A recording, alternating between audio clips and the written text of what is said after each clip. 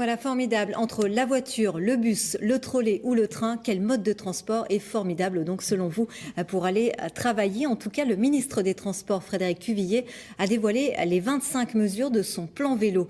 Objectif, faciliter la coexistence avec les voitures en milieu urbain. À Limoges, on croise très peu de vélos. Le relief est-il, en tout cas, le seul frein à cette pratique? Isabelle Rio-Rodolphe-Augier.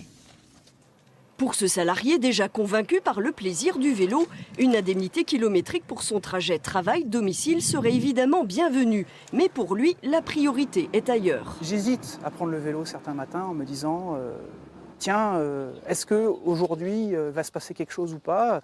Il y a des jours où j'ai des altercations avec des chauffeurs poids lourds, avec des automobilistes qui ne comprennent pas pourquoi je suis sur leur route à eux, à automobile. Mais il faut savoir que moi, je n'ai pas d'autre choix.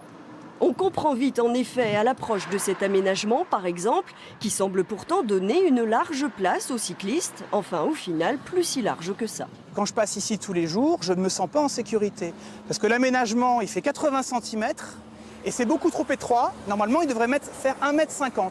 Donc je roule au milieu de la route pour ne pas me faire frôler par les automobilistes. Et c'est justement là où j'ai des conflits tous les jours. Autre exemple, ce tout nouvel espace urbain a également pris en compte les deux roues, mais juste sur quelques kilomètres. Donc là, on est sur un super aménagement de la liaison nord, mais par contre, pour aller à Limoges, on attend toujours les pistes cyclables.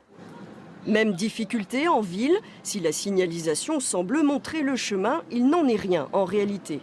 C'est ce qui manque actuellement. On a souvent des petits bouts d'aménagement sur certaines portions, je dirais là où ça paraît le plus facile, alors qu'en fait on pourrait très bien avoir des aménagements sur quasiment tous les parcours. C'est la raison pour laquelle il existe aujourd'hui un schéma directeur des vélos qu'il nous faudra dans les prochains mois travailler à nouveau pour favoriser cette pratique et le rendre plus cohérent et plus harmonieux à l'échelle de l'agglomération tout entière. Au-delà d'une incitation fiscale, c'est donc d'abord la sécurité que revendique cette association de cyclistes. Cette charte s'adresse au futur maire de Limoges et son agglomération.